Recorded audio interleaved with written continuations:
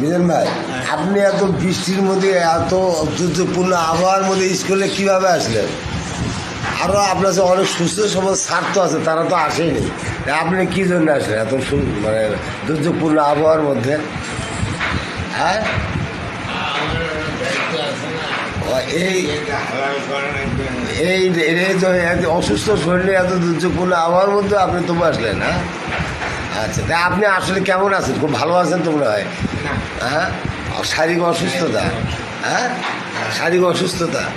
ও আচ্ছা, তাই আপনি শারীরিক অসুস্থতার মধ্যেও স্কুলে আসছেন না? আসলে একেই বলে দায়িত্ববোধ। এই জন্যে মানুষ আপনাকে অনেক ভালোবাসে, মানে ছাত্রছাত্রীরা এবং ছাত্রছাত্রীর অভিভাবকরা আপনাকে খুব ভালোবাসে, মানে আপনাকে খুব মনে করে সবাই। মিজান ভাই, তা আপনি কাতে আসছেন? অটোতে আসছেন? আবার মানে আকাশ ভালো হলে আবার অটোতে চলে যাবেন নাকি?